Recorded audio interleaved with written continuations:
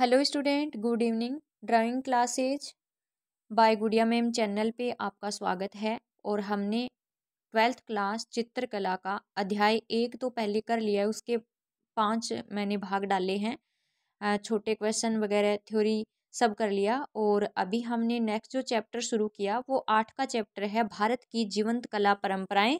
और इसका मैंने कल एक वीडियो डाला था, भारत की जीवंत कला परंपराएं, उनका मैंने परिचय डाला था। अभी जो परंपराएं हैं उनके बारे में हमें पढ़ना है। तो कल हमारा यहाँ तक हो गया था। अलग अलग जो राज्य हैं उनकी कौन कौन सी चित्र परंपराएं वो हमने पढ़ ली थी। और मैंने बताया भी था कि यहाँ से एक क्वेश्चन छोटा पूछा जाएगा। यहाँ तक हमारा चैप्टर हो गया था और इनमें से पूछा जाएगा, ठीक है। मधुबनी जैसे कहाँ की है, तो बिहार की है। वारली कहाँ की है, महाराष्ट्र की। ऐसे ही ये सारी मैंने दे रखी है। पिथौरा के बारे में, पाबूजी की फड़, नाथद्वारा की पिछवाई, ये राजस्थान की है। मध्य प्रदेश की गोंड और सवारा चित्र परंपरा है। उड़ीसा और बंगाल की पटचित्र परंपरा है। तो इसे इन परंपराओं, चित्र परंपराओं के बारे में पूछ लेंगे, कौन सी परंपरा कौन से राज्य में है। फिर हमें इनकी विवेचना करनी थी। इनमें से हम कुछ एक की विवेचना करेंगे। और सबसे पहले हम शुरू करते हैं, मिथिला चित्र परंपरा क्या है। मिथिला चित्र परंपरा क्या है, इसके बारे में हम पढ़ेंगे। तो देखिए, मिथिला चित्र परंपरा जो रंगों से बनाई जाने वाली बहुत सी प्रसिद्ध कलाओं में मिथिला का भी एक नाम है। और मिथिला एक नगर था और मिथिला नगर पे ही इसका नाम पड़ा था, मिथिला। प्राचीन समय में जो मिथिला नगर है ना, उसको विदेह भी कहा जाता था, विदेह नगर, जहाँ सीता माता की जन्मभूमि है। और इसे मधुबनी चित्र भी कहते हैं, क्योंकि जो मिथिला नगर है ना, उसके पास में एक नगर था, उसका नाम था मधुबनी। तो उसी के आधार पर इसको मधुबनी चित्रकला भी कहा जाता है। और सैकड़ों वर्षों तक ऐसा माना जाता है कि इस क्षेत्र में जो स्त्रियां रहती थी ना, वो किसी समारोह है, शादी के अवसर पर या फिर कोई भी बड़ा जो समारोह होता ना, उसमें ये मिट्टी के और मकानों की दीवारों पर और रंगों से भरी हुई कुछ आकृतियां बनाती थी स्त्रियां। विशेष समारोह जैसे शादी वगैरह है ना, तो उसमें मिट्टी की दीवारों पर और कुछ विशेष आकृतियां ये रंगों से बनाती थी। और इस क्षेत्र के लोग इस कला के मूल उद्भव के रूप में यह मानते हैं कि यह कला तब से शुरू हुई थी जब राजकुमारी सीता का विवाह भगवान राम से हुआ था। मतलब वहाँ के लोगों में ये माना जाता है कि सीता माता का जो विवाह हुआ था, तो उस समय चित्रांकन किया गया था इस प्रकार का। तो तब से इसकी शुरुआत हो गई। उसके बाद में जो भी शादी विवाह समारोह होते थे ना, तो उसमें औरतें हैं ना, वो कच्ची जो दीवारें हैं उन पर रंगीन चित्र बनाती थी। तो इस प्रकार से ये हमारी हो गई है मिथिला चित्र परंपरा। मिथिला चित्र परंपरा, ठीक है। और अभी जो मिथिला चित्र परंपरा है उसकी विशेषताएं पढ़ेंगे हम कि क्या प्रोसेसिंग होती थी इन चित्रों को, किस किस पार्ट में बनाया जाता था और इसमें क्या बनाया जाता था, किस प्रकार से बनाते हैं, वो सारी जो प्रक्रिया है, प्रोसेसिंग है, वो अभी हम पढ़ेंगे। तो उनको मैंने नाम दिया है मिथिला चित्रों की प्रमुख विशेषताएं। मिथिला चित्रों की प्रमुख विशेषताएं। तो देखिए मिथिला चित्रों की प्रमुख विशेषताएं। 1 नंबर विशेषता, घर के 3 क्षेत्रों में चटकीले रंगों द्वारा बड़े बड़े चित्र बनाए जाते थे। घर के 3 क्षेत्र चुने जाते थे, जिनका जिक्र हम आगे कर रहे हैं। आगे इन विशेषताओं के जो बिंदु हैं, इनमें घर के 3 क्षेत्र में चटकीले या चमकीले एक ही बात है। घर के 3 क्षेत्र में चमकीले रंगों के द्वारा क्या किया जाता था, बड़े बड़े चित्र बनाए जाते थे। प्रमुख विशेषताओं में 1 नंबर का बिंदु हमारा क्लियर हो गया। 2 नंबर पे देखिए, ये चित्र घर के केंद्रीय भाग पर बनाए जाते थे या फिर घर के पूर्वी हिस्से पर बनाए जाते थे। और घर का जो पूर्वी हिस्सा है ना, उसको ये लोग कुल देवी का निवास स्थान मानते हैं। तो घर के पूर्वी हिस्से पर भी ये चित्र बनाए जाते थे और घर के पूर्वी हिस्से को कुल देवी का निवास स्थान माना जाता है। तो हमारा ये जो सेकंड बिंदु है, ये भी हमारा हो गया। और तीसरे में देखिए, मकान जो घर होता था, मकान के दक्षिणी हिस्से में जहाँ एक कमरा होता है, वहाँ बहुत ही महत्वपूर्ण मानव चित्र बनाते हैं ये लोग। ठीक है, नेक्स्ट देखिए फिर अगला है, बीच के आंगन में हथियारों से युक्त भिन्न भिन्न प्रकार की देवी देवताओं की आकृतियां बनाते हैं, जानवरों की आकृतियां भी बनाते हैं, या फिर काम करती हुई स्त्रियों की आकृतियां ये लोग बनाते हैं। जैसे पानी लाती हुई स्त्रियों के चित्र बना देंगे, अनाज निकालती हुई स्त्रियों के चित्र बना देंगे।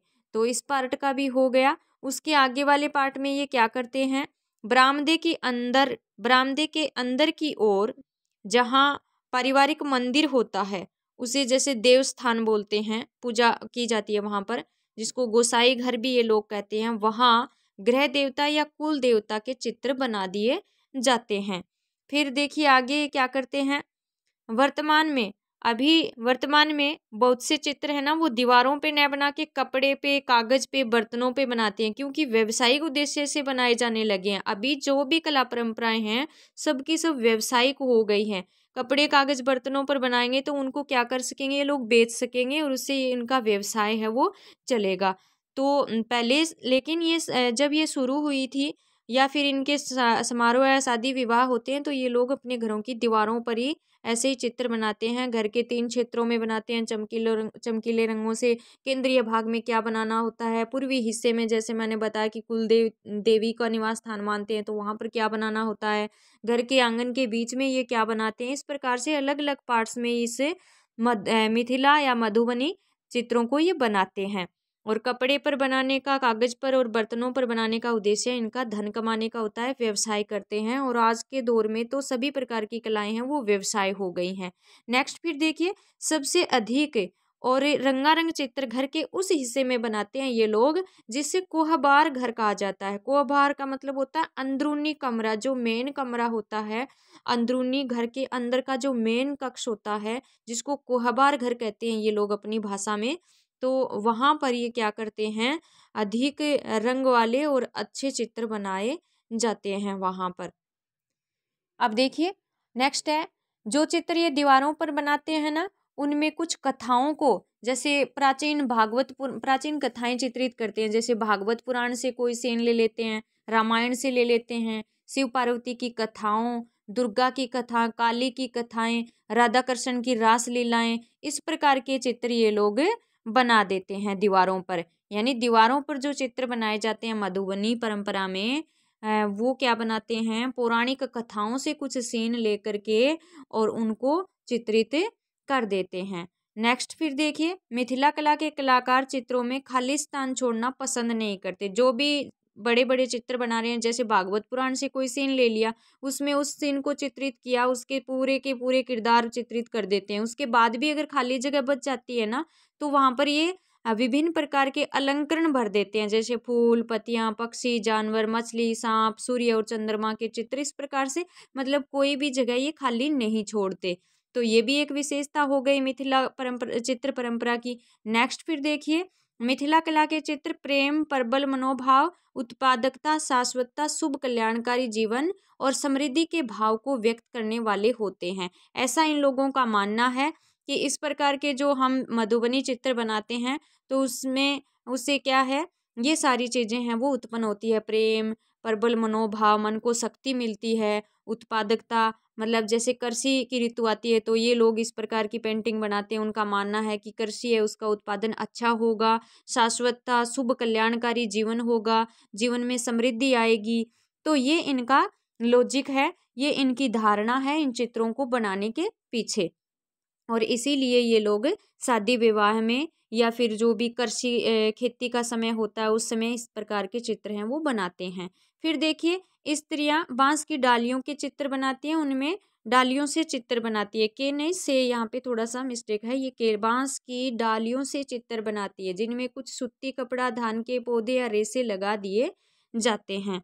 ठीक है, उसके बाद में देखिए, प्राचीन समय में इन चित्रों में लोग खानों से निकलने वाले पत्थरों और जैविक वस्तुओं जैसे फालसा, कुसुम, फूल, बिलवा की पत्तियां, काजल, हल्दी आदि से रंग बनाते थे। तो इसमें देखिए, प्राचीन समय में ना आजकल जो हम कृत्रिम जो रंग काम में लेते हैं, जैसे हमें बाजार में उपलब्ध हो जाते हैं, जैसे वाटर कलर लेके आते हैं, water colour, tempera, oil colour है, तो बहुत सारे प्रकार के जो मीडियम है चित्र बनाने के माध्यम है, रंगों के प्रकार हैं, वो हमें मिल जाते हैं। और उस समय नहीं होते थे ये सारी चीज़ें, तो ये लोग प्रकृति के द्वारा सीधे जो प्राप्त होते हैं प्राकृतिक रंग, नेचुरल जिनको बोलते हैं, एक कच्चे भाटे के जैसे हिरमिच का, हिरोंजी का, लेपिस लाजुली, इस तरह के जो रंग हैं, जो पत्थर होते थे कच्चे कच्चे भाटे, उनको घोल करके और फिर इन चित्रों में ये लगाते थे। हिरमिच हिरोंजी का प्रयोग तो आज भी किया जाता है। जैसे हमारे राजस्थान में भी जो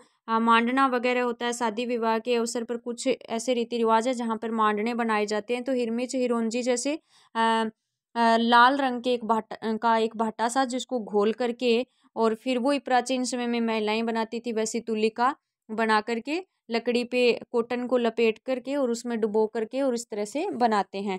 तो वो प्राकृतिक रंग होते हैं जो प्रकृति के द्वारा सिद्धे प्राप्त होते हैं।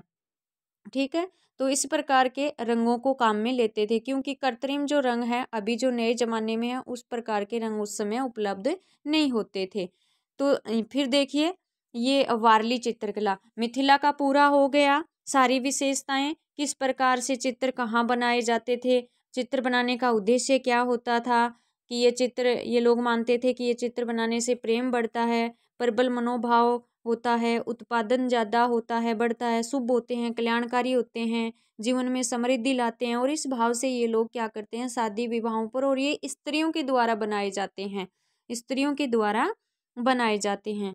तो इस प्रकार मिथिला कला यानी मधुबनी भी बोलते हैं। मिथिला क्यों कहते हैं, मधुबनी क्यों कहते हैं, ये सब मैंने आपको बताया अभी कि मिथिला नगर था और इसको प्राचीन समय में वैदेही नगर भी कहते थे। और ये क्या था, सीता माता की जन्मभूमि थी, विदेह कहा जाता था, सीता माता की जन्मभूमि थी। और उसके पास ही एक नगर था मधुबनी, इसलिए इसका नाम मधुबनी भी पड़ गया था। अभी हम सेकंड पढ़ेंगे वारली चित्रकला। वारली चित्रकला, तो वारली या वर्ली भी लिखा मिलता है, कहीं कहीं वर्ली भी पढ़ने को मिलता है, वारली या वर्ली एक ही बात है। तो देखिए इसमें वारली समुदाय के लोग ठाणे जिले में सह्याद्री पर्वत श्रृंखला के चारों ओर उत्तरी महाराष्ट्र के पश्चिमी समुद्री तट पर काफी संख्या में बसे हुए हैं। वारली एक समुदाय है और इसीलिए वारली समुदाय के द्वारा ये चित्र बनाए जाते हैं, इसलिए इस चित्र परंपरा का नाम क्या पड़ गया था, वारली चित्रकला पड़ गया था। और ये वारली समुदाय के लोग कहाँ रहते हैं वो भी देखिए, ठाणे जिले में सह्याद्री पर्वत श्रृंखला के चारों ओर उत्तरी महाराष्ट्र के पश्चिम समुद्र तट पर काफ़ी संख्या में बसे हुए हैं। तो बात तो साधारण सी है, लेकिन यहाँ पर ऐसा पूछ लिया जाए कि जो वारली समुदाय है वो कहाँ स्थित है, तो आपको ये चीज़ें, इसलिए इसमें नोट्स में ये चीज़ें डाली, आपको ध्यान रखना है। फिर देखिए हम पढ़ते हैं वारली चित्रकला की विशेषताएं, चित्र परंपराएं।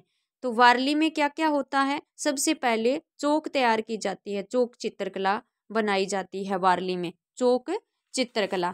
तो देखिए इसमें क्या होता है, चौक चित्रकला में विवाहित महिलाएं विशेष अवसरों पर कुछ महत्वपूर्ण चित्र बनाती है, जैसे वैवाहिक अवसर पर, कृषि उत्पादकता वाला समय आता है, फसलों की कटाई वाला, फसलों की बुआई वाला, तो इस तरह के जो अवसर आते हैं ना, उन अवसरों पर खुशी से ये महिलाएं चौक चित्रकला का निर्माण करती है, चौक चित्रकला का निर्माण करती है। ठीक है, फिर देखिए इसमें दूसरा पार्ट ये चलता है वारली में, मातृ देवी पाला घाट का चित्रण करते हैं ये लोग, मातृ देवी पाला घाट का चित्रण करते हैं। तो दूसरे चरण में ये क्या करते हैं, पहले तो चौक चित्रकला करते हैं ये वारली में, और फिर मातृ देवी पाला घाट का चित्रण करते हैं, मातृ देवी पाला घाट का चित्रण करते हैं, सेकंड चरण इसका होता है।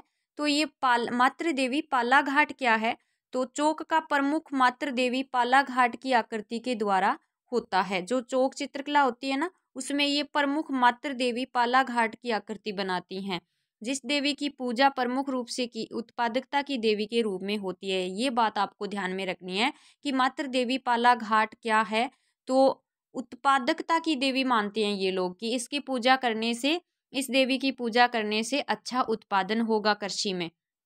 ठीक है, और फसल की देवी भी इनको माना जाता है, फसल की देवी का प्रतिनिधित्व करती है, मतलब पाला घाट मातृ देवी है वो फसल की देवी है, उत्पादकता की देवी है, ऐसा इन लोगों का मानना है।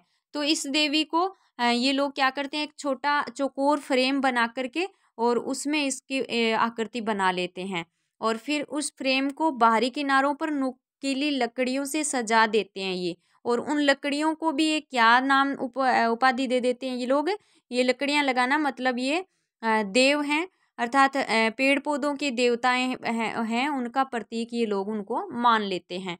तो इस तरह से एक बहुत ही अच्छी कल्पना के साथ ये लोग ये चित्र बनाते हैं और इन चित्रों के पीछे उनका ये रहता है कि ये चित्र बनाने से अच्छी फसल की उत्पादकता होगी। और ये जो मातृ देवी पालाघाट है इसको तो ये मानते ही उत्पादकता की देवी है, फसल की देवी मानते हैं। और तीसरे चरण में फिर देखिए ये लोग क्या बनाते हैं। पहले चरण में इन्होंने क्या किया, वारली पेंटिंग में चौक पूरना मतलब चौक को पूरा किया था, चौक चित्रण किया था और फिर चौक चित्रण करके उस चौक के अंदर इन्होंने क्या बनाया था, मातृ देवी पालाघाट का चित्रण किया था, जिसको उत्पादकता की देवी मानते हैं वारली समुदाय के लोग, जिसको फसल की देवी मानते हैं। और फिर देखिए उस देवी को एक चौकोर फ्रेम में बना करके, और जो चौकोर फ्रेम बनाते हैं कलर से, उसके चारों ओर नुकीली लकड़ियों से उसको सजा देते हैं, जिसको हरियाली देव या पेड़ पौधों के देवता के रूप में मानते हैं, वो प्रतीक रूप में मानते हैं। ठीक है। फिर तीसरा इसमें आता है पंचशीरीय देवता का। मातृ देवी पालाघाट का चित्रण करने के बाद ये क्या करते हैं, पंचशीरीय देवता का चित्रण करते हैं, यानी 5 सिर वाले देवता का चित्रण ये करते हैं। तो उसका कैसा प्रतीक रूप मानते हैं, देखिए देवी के रक्षक, देवी का रक्षक मान करके चित्रित करते हैं इसको, पंचशीरीय देवता को देवी के रक्षक सिर विहीन योद्धा के रूप में दर्शाए जाते हैं, घोड़े पर सवार बनाते हैं, सिर विहीन बनाते हैं, सिर नहीं बनाते इसका, गर्दन बनाते हैं और घोड़े पर इसको बनाते हैं। और ऐसा माना जाता है कि यह पालाघाट मातृ देवी का रक्षक है। ठीक है। फिर उस देवी के पास खड़े बनाते हैं उसको और उसकी गर्दन से 5 दाने अंकुरित होते हैं, ऐसा डायग्राम चित्र बनाते हैं कि उसकी गर्दन से 5 दाने अंकुरित हो रहे हैं, मतलब 5 पुष्प निकल रहे हैं, 5 दानों से अंकुरण दिखाया जाता है और इसलिए इसको पंचशीरीय देवता कहा जाता है, यानी 5 सर वाला देवता। उन्हें खेती के रखवाले के रूप में मानते हैं ये लोग, क्या मानते हैं, खेती का रखवाला, खेती का रक्षक देवता मानते हैं और इन्हें क्षेत्रपाल भी कहा जाता है। तो देखिए कितनी अच्छा मतलब ये लोग एक प्रतीक रूप में और कितनी अच्छी कामना के साथ इस वारली समुदाय के लोग हैं वो वारली चित्र परंपरा को बनाते हैं। और फिर देखिए 4 नंबर पर ये क्या बनाते हैं, पालाघाट का केंद्रीय भाव। पालाघाट का केंद्रीय भाव मतलब उनके चारों ओर और हर रोज की जो जीवन के दृश्य हैं ना वो ये लोग बना देते हैं, शिकार के दृश्य, मछली पकड़ने के चित्र बना देते हैं और खेती के चित्र बना देते हैं, नृत्य के, जानवरों के पुरानी कहानियाँ चित्रित कर देते हैं। और इन चित्रों में ये लोग मुंबई के व्यस्त जीवन को भी दिखाने का प्रयास करते हैं। वारली समुदाय के लोग हैं ना वो अपने चारों ओर जैसा देखते हैं ना, मुंबई के लोग किस तरह से उनका जीवन व्यस्त रहता है, किस तरह से गाड़ियां वगैरह आती रहती है, किस तरह से भीड़ रहती है, तो वो भी पालाघाट का जो चित्रण है उसमें ये लोग चित्रित कर देते हैं। फिर देखिए नेक्स्ट, वारली चित्र बनाने के साधन एवं कारण, क्या साधन लेते हैं ये चित्र बनाने के लिए और इसके पीछे इनका क्या कारण है। ठीक है। अब इनकी जो प्रोसेसिंग थी वो हमने पढ़ ली है कि किस तरह से ये चित्र बनाते हैं। सबसे पहले चौकी चित्रण करते हैं, फिर उसके ऊपर मातृ देवी पालाघाट को बैठाते हैं यानी चित्रित करते हैं, फिर मातृ देवी पालाघाट के बाद साथ में पंचशीरीय देवता जिसको देवी का रक्षक मान करके 5 सर वाले देवता को चित्रित कर देते हैं। फिर पालाघाट का केंद्रीय भाव मतलब वो जो पालाघाट चित्र बनाया है उसमें और क्या क्या चीज़ें दिखाते हैं, वो जो भी खाली जगह बचती है वहाँ पे तो वो अपने आसपास के दृश्य चित्रित कर देते हैं। खासकर उनका उद्देश्य रहता है कि मुंबई का जो व्यस्त जीवन है वो भी चित्रों में दिखाया जाए। और फिर आते हैं हम वारली चित्र बनाने के साधन एवं कारण। तो इन चित्रों को पारंपरिक रूप से लोगों को घरों की मिट्टी की बनी हुई दीवारों पर, रंगीन दीवारों पर ही बनाते थे ये लोग, और चावल के आटे से बनाया जाता था। इन चित्रों को ये लोग क्या किससे बनाते थे, चावल के आटे से बनाते थे, चावल के आटे से बनाते थे। ठीक है। फिर देखिए वारली समुदाय के लोगों का मानना है, कारण बता रहे हैं अभी, कि क्या कारण है ये चित्र बनाने के। तो वारली समुदाय के लोगों का मानना है कि ये चित्र उत्पादकता को बढ़ाते हैं, बीमारियों को दूर करते हैं, मरे हुए लोगों को प्रसन्न करते हैं और आत्माओं की मांगों को पूरा करते हैं। ये चित्र बनाने का इनका क्या है, ये चित्र बनाने के पीछे ये लॉजिक है इनकी सोच ये है वारली समुदाय की कि ये चित्र बनाने से उत्पादकता बढ़ेगी, बीमारियां दूर होगी, मरे हुए जो हमारे पूर्वज हैं वो प्रसन्न होंगे और आत्माओं की मांगों को पूरा करेंगे तो करते हैं। तो इस प्रकार से चित्र बनाने का ये कारण है वारली जो चित्र परंपरा है। और किस तरह से वारली चित्र परंपरा वो बनाई जाती है वो भी हमने पढ़ लिया, क्या क्या चीज़ें हैं उसमें। तो सबसे पहले जो चौक पूरा करते हैं, फिर पालाघाट मातृ देवी का चित्रण, फिर पंचसिरीय देवता का, फिर पालाघाट केंद्रीय भाव मतलब अपने आसपास का चित्रांकन भी उसमें दिखा देते हैं। और फिर वारली चित्र बनाने के जो साधन है, तो साधन मिट्टी की बनी हुई दीवार है और दीवार पर चावल के आटे से ये बनाए जाते हैं। आपको ये चीज़ ध्यान में रखनी है, ऐसा पूछ लिया जाए ना कि वारली के चित्र बनाने में किस प्रकार का साधन, क्या साधन होता है, आधार पूछ लेंगे तो आधार बताओगे मिट्टी की दीवार होती है। और किस से बनाए जाते हैं, तो चावल के आटे से बनाए जाते हैं। कारण पूछे तो बता ही दोगे कि इन लोगों का मानना है कि ये चित्र बनाने से हमारी उत्पादकता बढ़ेगी, बीमारियां दूर होगी, हमारे जो मरे हुए पूर्वज हैं वो प्रसन्न होंगे, उनकी आत्माओं को शांति मिलेगी। तो ये इनका मानना है। फिर देखिए ये चित्र बनाने में ये लोग है ना वो किस प्रकार से ब्रश को बनाते थे, ब्रुश है वो किस प्रकार बनाते थे। तो ब्रुश बनाने के लिए ये लोग क्या करते थे, बांस की लकड़ी के सिरे को चबाकर, मतलब बांस की पतली लकड़ी लेकर के और उसके एक सिरे को जैसे दांत से ऐसे चबाते हैं ना, जैसे भी नीम का कोई नीम की लकड़ी की जैसे कोई ब्रशिंग करता है तो उसको दबा दबा के एक ब्रश जैसे बना लेता है। तो वैसे ये लोग क्या करते हैं, बांस की लकड़ी को चबा चबा करके और उसको ब्रश टाइप बना करके और फिर उनको ये काम में लेते थे। तो वारली समुदाय की जो कला है वो हमारी हो गई है कंप्लीट। और नेक्स्ट हमें क्या पढ़ना है कल, गोंड चित्रकला। क्या पढ़ना है, गोंड चित्रकला। ठीक है, गोंड चित्रकला। तो आज हम इतना ही पढ़ेंगे।